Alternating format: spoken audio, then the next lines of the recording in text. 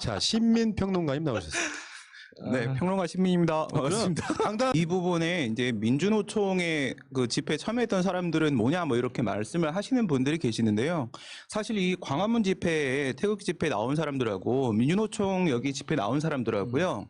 그 기지국을 기준으로 했을 때 어디에 참여했는지 알 수가 없어요. 알 수가 없기 때문에 지금 민주노총 집회에 참여하셨던 분들도 역시 전부 다 질병검사를 받으라 지금 이렇게 얘기를 하고 있는 거고, 말씀하신 대로 그냥 옆에서 그냥 식사하시는 분들 이런 분들 계시죠. 근데 이런 조치가 나온 거는 사실 우리 마음속에 있는 박원순 시장의 그 정신이 전 살아 있는 것이다. 지난번에 제가 그런 말씀을 드렸거든요. 이태원 발이라는 문제하고 신천지 발이라는 문제는 좀 달리 봐야 되는 문제다. 이거는 낮은 목소리로 사람들이 나와서 검사를 받게 해줘야 되는 것이고, 신천지 같은 경우에는 명단을 누락하고 자꾸 거짓으로 보고하고 제출하기 때문에 이건 높은 목소리가 필요한 부분이 맞고, 이번 사건 같은 경우에는 이 사랑제일교회가 있기 때문에 신천지 쪽에 좀 더 가깝게 보는 것이 맞다라고 말씀을 드렸지만은 이건 또 사랑제일교회고요. 이제 또 개인적으로 생각하기에 광화문 집회에 참여한 사람들은 또 개인적인 문제이기 때문에 또 이렇게 낮은 목소리로 들어가는 게 또 맞기도 하거든요. 네. 네. 여기서 지금 전국적으로 이번 일요일 날 1000개가 넘는 교회에서 대면 예배를 진행을 했다라고 합니다. 서울은 4개밖에 안 되지만 부산 같은 경우에는 272개 교회가, 충남 같은 경우에는 721개 교회가, 인천 같은 경우 378개 교회가 이런 방역 미꾸라지 짓거리를 하는데요. 지금 야수님 뭐 카톨릭 얘기를 하시니까 사실 저도 이제 궁금해서 카톨릭하고 한번 비교를 해봤어요. 왜 개신교 쪽만 자꾸 이런 일들이 생기는 것인가? 물론 이제 한기총 소속 사람들입니다. 한기총 여러분들 잘 알고 계신 대로 서북에서 내려온 그 한경직 목사가 만들어서 시작이 됐던 부분들이고, 제주 가서 탄압하고 했던 그 서북 청년단, 그 사람들이 지금 한기총으로 이어지고 있는 그런 사람들입니다. 그게 뭐 좋아. 그러면 왜 개신교에서만 이런 문제들이 계속 생기는가 해서 또 카톨릭하고 한번 비교를 해보니까, 카톨릭 같은 경우에는요, 저는 교회 다녀서 개신교 잘 모르는데 들어갈 때 성호경이라는 것을 성수에 찍고 들어간다면서요. 그렇죠. 이거를 안 하고 물을 다 갖다 버렸대요. 이거 하지 한다가 말라고. 감염된다고. 그리고 마스크 무상으로 제공을 해주고 있고, 뭐 중간에 뭐 밀전병 이렇게 나눠주면서 네. 그리스도의 몸, 아멘, 성사라고 뭐 이런 과정이 있다면서요. 이것도 신부님이 마음으로 하고 우리 말로 하지 말자 이렇게 얘기를 하셔서 입을 서로 벌리지 않는다는 겁니다. 그리고 아프면은 우리는 예배 미사라고 그러잖아요. 네. 미사에 참석 안 해도 된다고, 집에서 혼자서 기도하시라고, 그래도 그것은 죄가 아니다. 이러면서도 교구청에서는 이런 미사조차도 이제는 모두 중단해야 되는 것이 아닐까를 지금 심각하게 고민을 하고 있다는 겁니다. 카톨릭은 이렇게 하고 있습니다. 우리 개신교 좀 각성을 좀 하고 배울 건 좀 배우고 그렇게 했으면 좋겠어요. 근데 지금 신앙의 자유, 종교의 자유 이런 얘기를 하는데, 이 언론사들은 맨날 표현의 자유, 언론의 자유 이런 얘기를 하고, 그놈의 자유 좀 제발 방종하지 말고요. 그렇게 항상 좀 비교를 좀 해보세요. 신앙의 자유를 지금 탄압을 하고 있는 거라고요? 예배를 못하게 만드는 것이, 이 금지명령 나온 것이 그렇게 치면요. 그럼 학생들은 지금 거기에 확진자가 나와서 학교에 못 가게 하는데, 그럼 난 교육받을 권리를 주장하면서 등교를 해야 되겠습니까? 그럼 교수들은 학문의 자유를 주장을 하면서 확진자가 나온 학교에도 출근을 해야 되겠습니까? 자영업자들은 영업의 자유를 주장하면서 그렇게 해야 되겠습니까? 얘네들이 뭐 강연제 때문에 그래요. 소년제가 아니에요. 이 강연제가 사실 뭐 국민 밉상 아닙니까? 국민 여동생이 아니고 밉상인데, 얘네가 얘기한 게 뭐 크게 한 4개 정도 있는 것 같아요. 보면은 참가자 명단을 기지국에서 이동통신사 통해서 이렇게 확보한 건 개인정보, 위치정보 불법 수집이다. 이러면서 총리, 정은경 본부장, 뭐 서정엽 권한대행, 박능우 장관 다 고발 때렸어요. 이것들이. 그 다음에 박능우 보건장관이 예배금지 명령 내린 거, 이건 또 직권남용이다, 강요죄다, 예배 방해죄다 이딴 소리를 하고 있고요. 압수수색이 불법이다라고 주장을 하고 있고요. 공무상 비밀 누설죄가 성립된다. 왜 그 정보를 공개했는가 뭐 이런 식으로 얘기하는데, 저도 검토해봤거든요. 하나도 안 걸려요. 근데 이거 중에서 강연제 법 모르지 너? 이게 그 예배 다 아는데. 전 진짜 웃긴데, 진짜 압수수색이 불법이라고? 다 됐고, 그러니까 불법이어서 그러면 절차적으로 증거를 다 부정하고 맘대로 하라고. 행정조사기본법이라는 게 있고요. 이거 근거로 해서 강제조사 들어갈 수 있습니다. 경찰관 직무집행법에도요, 출입조사할 수 있는 권한 근거 규정이 있고요. 감염병 예방법에도 있습니다. 영장 없어도 충분히 들어가서 다 할 수 있는 거를 예의 지켜주려고 영장 받아간 거예요. 그러니까요. 근데 지금 미래통합당이 사람들 그런 얘기를 해요. 아무것도 아니었던 정광훈이라는 사람을 미래통합당이 이 공적 영역으로 끌어낸 거 아니냐. 그렇기 때문에 미래통합당은 책임을 져야 될 부분이 있다. 결자해지를 해야 된다. 이렇게 말을 하는데 사실 저는 그 정도 문제가 아니라고 생각합니다. 물론 정광훈은 아무것도 아니었어요. 이 사태의 발생은 2019년 8월 15일부터였었어요. 2019년 8월 15일부터 이런 태극기 집회가 계속 시작이 됐고 이번 딱 1년이 되는 8월 15일에 프라님 말씀하신 대로 모든 보수 극우 세력을 한 번에 다 모아갖고 지금 민주당의 지지율이 떨어지고 있으니까 자기들 올라가서 여기서 쐐기를 박으려고 한 건데 여기서 갑자기 코로나 사태로 지금 역풍을 맞은 거예요. 그러면 이거를 얘네가 주도한 게 아니겠느냐? 미래통합당이 주도한 게 맞아요. 이게 단순히 정광훈 키웠다 이 문제가 아니라 여러분 잘 생각을 한번 해보세요. 이번에 전주시에서요. 그 질병관리본부에서 기지국 이거 조사에서 나온 게 전주에서 온 사람이 90명이라고 했어요. 90명이라고 자료를 통보를 받았는데 예, 요번에 압수수색을 직접 들어가고 일요일 날 확인해 보니까 150명이에요. 60명이 차이가 나고 있거든요. 이게 무슨 말이냐면 사랑제일교회에서 뭔가 지도부가 있습니다. 이 지도부에서 계속 카톡으로 지침을 내리죠. 그에 따라 가지고 진짜로 핸드폰을 끈 사람들이 60명이 전주에만 있는 거예요. 이게 전국에 퍼져 있는데 그럼 여기서 한 가지 더. 이 집회 누가 신고했습니까? 민경. 10개의 집회 신고 중에서 10개가 모두 금지가 됐었고요. 2개가 풀립니다. 2판 4판은 200명짜리고 그다음에 2,000명 정도 되나? 이게 민경욱이 신고한 거예요. 그리고 여기에 있는 모든 사람들이 10개에 참여하려고 했던 그 사람들이 전부 민경욱이 신고한 집회로 전부 모이게 됩니다. 그리고 일사불란하게 예, 체계적으로 움직이게 됩니다. 그러면 민경욱이 이렇게 모든 걸 다 준비하는데 미래통합당이 진짜 몰랐다고요? 그럼 정광훈 자신이 주도한 게 아니라고 한다면 그럼 민경욱이 모든 걸 다 만든 거네요? 그러니까 민경 이건 전 국민의 생명과 안전이 걸려 있는 문제고요. 이거는 분명히 확인을 해야 되는 거, 뿌리를 뽑아야 되는 문제입니다. 홍준표가 왜 이런 말을 갑자기 꺼냈을까요? 미래통합당이 갑자기 그 위기에 처했습니다. 여기서 자기가 영웅으로 지금 나한테 영웅으로 등장하고 싶은 거예요. 그러면서 미래통합당으로 복귀를 하고 싶은 겁니다. 왜? 지금 잠룡이라는 애들이 미래통합당에서는 아무도 움직이지 못하고 있어요. 여기서 자기가 짜자잔 하고 싶은 거야. 그 얘가 무슨 말을 했냐? 탄핵 사유도 안 되는 박근혜를 탄핵하고 정권을 차지 갑자기 박근혜 편듭니다. 위장 평화회담으로 국민을 속여 지선에서 대승을 했답니다. 우리한테 코로나 방역을 총선에 이용해 대승을 했대요. 그러니까 하는 말이 대선, 지선, 총선에서 우리가 지금 다 프레임 걸고 작전을 짜서 우리가 영악한 애들이다 이렇게 얘기를 하는데 알고 있잖아요. 탄핵 사유 차고 넘쳤고요. 그때 헌법재판소 재판관 박근혜 정부에서 임명했습니다. 볼턴 회고록에서 남북 정상회담이 얼마나 진전성이 있었는지 다 드러났습니다. 그리고 이 코로나 문제 우리가 먼저 제시 안 했어요. 당신들이 총선에 이용하려고 먼저 제시했다가 외신이 갑자기 등판을 하는 바람에 우리의 우수성이 밝혀진 겁니다. 그러니까 당신들이 만든 거야. 요거는 제가 이 논쟁을 왜 또 해야 되는지 정말 모르겠고요. 왜 기재부에서는 똑같은 논쟁을 다시 붙이려고 하는 겁니까? 그동안 해결된 문제 아니었습니까? 사실 지금 그때와 좀 다른 문제가 있어요. 지난번에는 우리가 처음에 1차 지원금이 나왔을 때는 이것은 뭐 행정력의 낭비다, 시간이 뭐 아니다, 골든타임이 있다, 이건 긴급한 문제다, 이런 논의들을 했었지만은요. 사실 이제 중간에 프리랜서 지원금이라는 게 나왔어요. 그래서 이제 그 조건이 저에게 맞는지 해서 신청을 해봤어요. 받았니? 성공했지. 그래서 이렇게 했는데 그걸 보면서 제가 거기서 정말 너무 많은 서류를 요구를 하는 거예요. 그러니까 올해 지금 내가 감소한 부분하고 작년에 얼마 벌었니? 뭐 이렇게 비교하는데 이게 얼마큼 차이가 나니? 했더니 한번 저도 계산해 보니까 차이가 많이 나더라고요. 대상자가 되십니다. 이러는 거예요. 근데 이 기준이 뭐냐면요. 결국은 작년 수익이에요. 작년 수입이에요. 작년 수입을 기준으로 해서 뭐 50% 선별을 하자고? 그럼 작년 수입 기준인데 지금 8월입니다. 그럼 어떤 기준으로 할 거냐고요. 50% 선별을. 불가능한 얘기를 하는 거고. 계산하다 보면 추석 지나. 사람들이 지금 얼마나 잘못된 판단을 내리고 있냐면요. 이런 얘기를 해요. 이번엔 50% 주자. 지난번과는 좀 다른 것이다.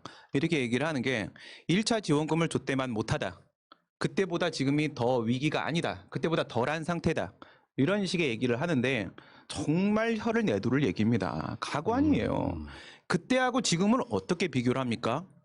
그때하고 지금 어떤 상황이냐면 방금 마차님도 얘기를 했지만 사회적 거리두기가 3단계로 격상되기 직전의 상황인데요. 고강도 사회적 거리두기가 2단계보다 미만입니다. 그거보다 낮은 수준이에요. 지금 3단계로 가야 되는 요건이 뭐가 있는지 잘 알고 계실 거 아닙니까? 홍남기 부총리도요. 네. 그러니까 100명이 넘어가면 하루에, 네? 그리고 깜깜이가 어느 정도 비율을 넘어가게 되면, 그리고 더블링 들어가서 전날과 비교했을 때 2배 이상 뛰어버리게 되면, 근데 이거 중에 지금 2개 이상을 충족을 하고 있는 상태예요. 언제든 3단계 격상을 할 수 있는 상황인데, 지금 시점에 데이터가 중요한 게 아니고요. 행정이라는 게 뭐예요? 기재부 장관이라는 분이 왜 그러세요?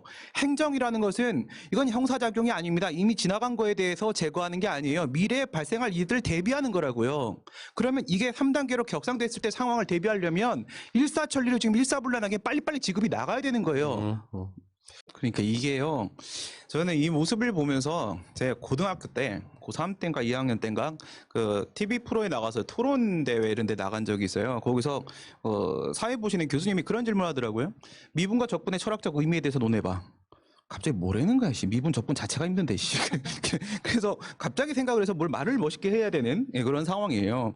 미분의 철학적 의미가 무엇이냐 이렇게 얘기를 하는데 그게 이 계획에 대한 문제도 마찬가지죠. 기재부가 전년도에 계획한 대로 모든 것이 집행될 거라고 생각하는 것 자체가 말이 안 된다는 거예요. 그 매 전마다의 기울기를 구하는 것도 다 의미가 있는 것이고 이것이 기업의 방식으로 운영될 수 있는 것도 아니고 따라서 그때그때 상황에 맞춰서 판단할 수 있는 좀 정치적인 감각을 좀 갖췄으면 네, 좋겠다. 알겠습니다. 그래서 건강보험료 뭐 이런 얘기도 막 하고 합니다. 지금 의사협회에서 여러 가지 얘기를 하는데요. 우선은 여러분들이 의사 여러분들이 정부와의 협상에서 어느 정도 협상력을 좀 가지려고 한다면요. 원하는 게 있을 거 아니겠습니까? 저랑 뭐 생각이 다르다 하더라도 그러려면 국민들의 동의를 등에 업어야 됩니다.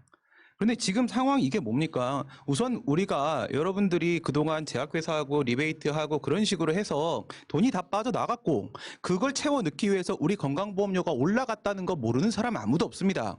이번에 코로나 국면에서 여러분들이 열심히 일해줬고 그래서 카톡에도 이렇게 딱 여러분들이 이렇게 하고 있어요. 그런데 이 상황에서 왜 갑자기 이런 행동을 보이는 거예요? 전공의들이요. 파업을 철회한 게 아닙니다, 지금.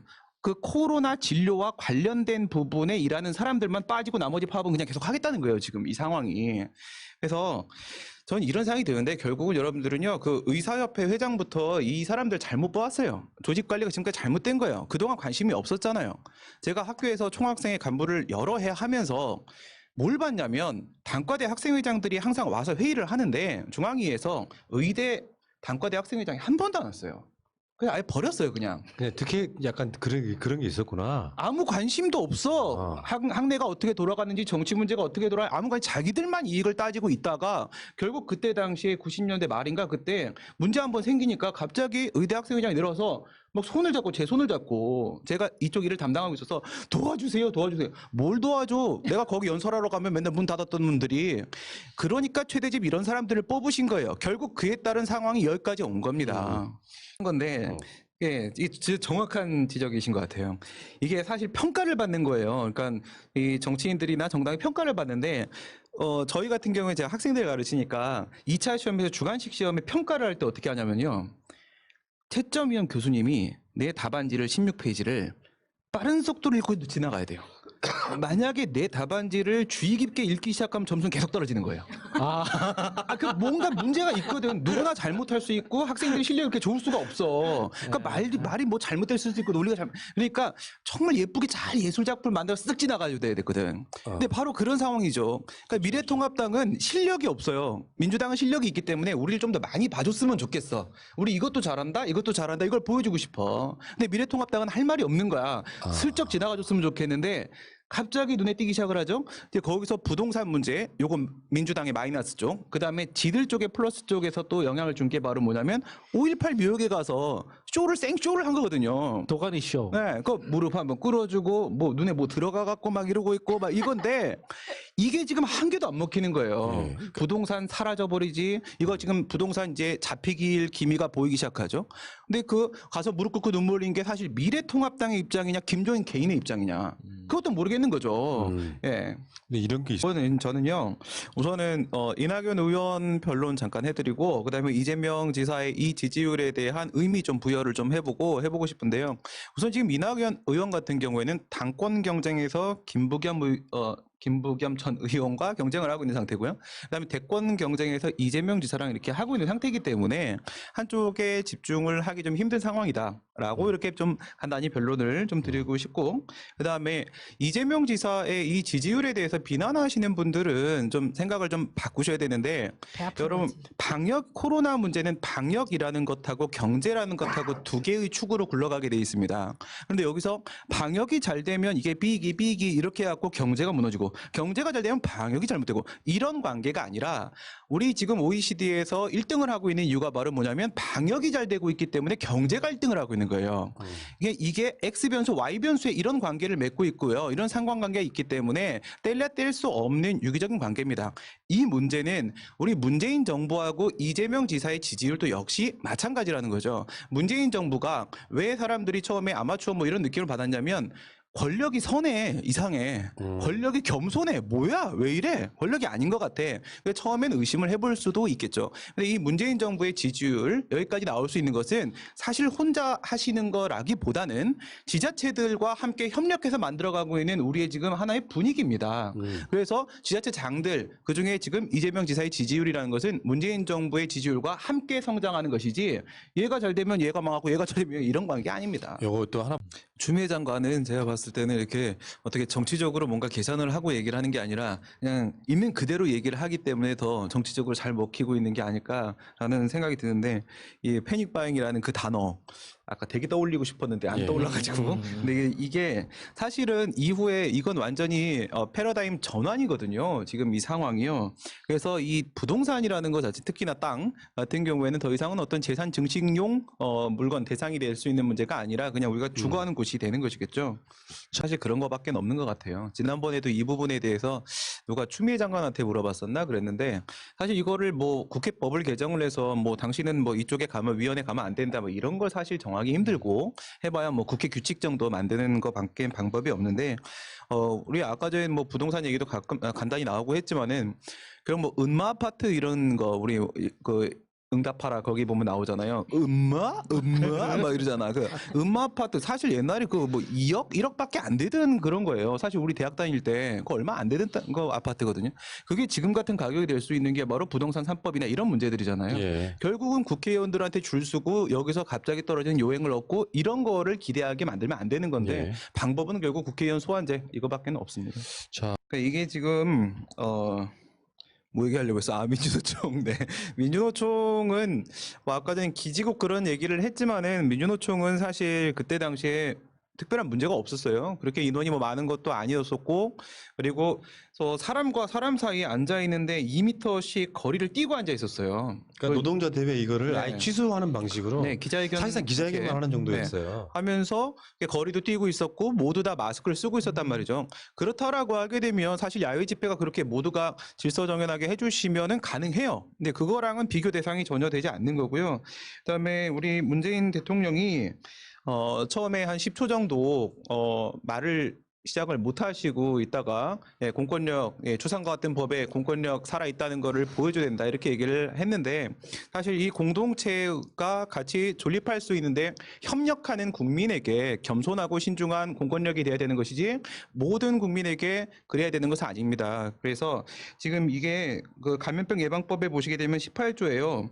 너무 재밌게 딱딱딱 1, 2, 3이 정확하게 나와요. 정당한 사유 없이 역학조사 거부 방해 회피행위 2번, 2호, 거짓으로 진술, 거짓 자료 제출 3호, 고의적으로 사실 누락 은폐. 지금 얘네가 한 짓거리가 정확하게 감염병 예방법 18조 정면 위반 돌파 시도한 건데, 이거 전부 벌칙 조항이 있거든요. 네. 그대로 다 적용시켜가지고 관용 없이 전부 처벌하는 게 맞습니다. 그러니까 지금 이제 우선 이 정광훈이가 지금 이제 차명진이하고 조국순이하고 정광훈이하고 얘네들 3명 다 확진이 지금 됐잖아요. 근데 이제 문제가 뭐냐면, 그렇게 확진이 되고 나서도 계속 방송을 하고 있다는 게 문제거든요. 그러니까 지난번에는 강제격리하고 먼저 행정 절차로 하고 나서 이제 끝나고 나면은 그 다음에 사법 절차로 보석 취소해가지고 다시 이제 감금하는 게 맞지 않겠느냐 이런 얘기를 드리긴 했는데, 지금 상황을 보아하면은 강제격리 문제로 해결될 게 아닌 것 같고요. 예, 지난주에 제가 나왔을 때 여기서 그 얘기를 했었는데, 검찰에서 이미 보석 취소 신청을 해놨다. 근데 지금 일주일이 지났어요. 일주일 동안 아무 답을 못 못하고 있는 상태거든요. 네. 빨리 보석 취소 결정을 네. 하고 지금의 심각성에 대해서 좀 사법부가 판단을 잠깐만. 내려줬으면 좋겠습니다. 우리 이게 참 뭐 정치적인 문제기도 하고 법적인 문제기도 하고 그런데요.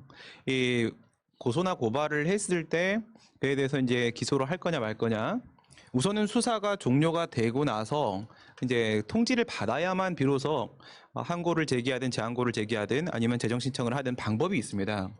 근데 이 불기소 처분에 대해서 항고를 제기했는데 거기서 항고 제기에 대해서 무응답을 하면요. 그 무응답에 대해서 또 불복할 수 있는 방법이 마련이 되어 있는데 내가 고소하고 고발을 했는데 그에 대해서 검찰이 지금처럼 1년 넘게 아무 대답을 안 하잖아요. 아직도 수사 중이야. 아직도 안 끝났어. 원래 몇 개월이냐? 원래가 3개월이에요. 아, 3개월? 예, 검찰은 3개월, 그리고 경찰은 2개월 이렇게 돼 있단 말이에요. 불구속 상태에서 할 때. 3개월이 지났으면은 공소제기 여부에 대한 판단을 내리고 만약에 이게 더 늦어지잖아요. 그럼 중간 통지라는 걸 해줘야 돼요. 이게 지금 상황이 어떻게 되고 있다 알려줘야 되거든. 아무것도 알려주지 않고 지금 1년 넘게 이렇게 질질 끌고 있다는 건데 이거에 대한 지금 대책이 마련이 안 돼 있어요. 그래서 이 부분도 우리가 이제 법을 개정을 해서 해결을 해야 될 부분일 수밖에 없는 나는 부분이고요. 내가 봤을 때 윤석 엄청 비겁한 행동이에요. 지금 말씀하신 대로 이거를 KBNet에 넣어버리는 건데 사실 수사를 하고 있는 것도 아니에요. KBN에 넣어놓고 그냥 가만히 있는 거지. 묵혀두는 거야. 그러면 이 KBNet에 들어있는 것을 열 수 있는 지금 절차가 없어요. 그러니까 넣어버리면 이제 끝나버린 거예요. 그러니까 이게 얼마나 법꾸라지 짓이고 법기술자로서 이제 그런 비겁한 행동을 하고 있는 건가. 얘가 검사가 한마디만 하였잖아요. 공소를 제기하겠다, 안 하겠다, 뭐라도 통지 한 번만 하게 되면은 지금 이제 우리 하 변호사가 그에 대해서 또 대응할 수 있는 방법들이 있어요. 그러면 걔네들이 지금 명분이 없기 때문에 반드시 지게 돼 있단 말이죠. 그러니까 아무 말 안 하고 그냥 가만히 있게 놀이를 하고 얼마나 비겁한 짓입니까? 지금 이게. 그 안질구 소장도 이게요. 이게 아까 전에 이렇게 얘기를 하는데 마치 변호사 시험 옛날에 사법 시험 그 통과하면 그게 뭐 어느 정도 논리력과 사고력은 가지고 있는 상태에서 이제 정치적인 판단의 문제인가 뭐 이런 식으로 생각을 하는 사람들이 되게 많은데요. 이거는 약간 이쪽에서 16년간 이 고시생들 가르친 입장에서 봤을 때 이거 전혀 잘못된 거고요. 전제 조건이 뭐냐면 얘네들은 똑똑하다는 전제를 깔고 있어요. 그게 전혀 아니에요. 그러니까 그러니까 변호사회가 지금 안 움직이고 있는 거고요. 이제 이런 문제 좀 엄격하게 징계를 해야 될 필요가 있다 생각을 하고 지난번에 말씀드린 대로. 근데 얘네들 보면요. 너무 참 치졸하고 이렇게 보이는 게 본인이 진짜 실력이 있으면요. 센 놈하고 붙어야 되잖아요. 근데 항상 법을 모르는 사람들 앞에 가서만 현학적인 표현을 쓰고 있단 말이죠. 근데 강용석이든 강현재든 얘네들이 지금까지 했던 사건들을 보면요. 수준이 너무 떨어져요. 법리적으로 맞는 게 하나도 없어. 그러니까 합격한 다음에 공부는 그동안에 이제 한 번도 안 한 거야. 예.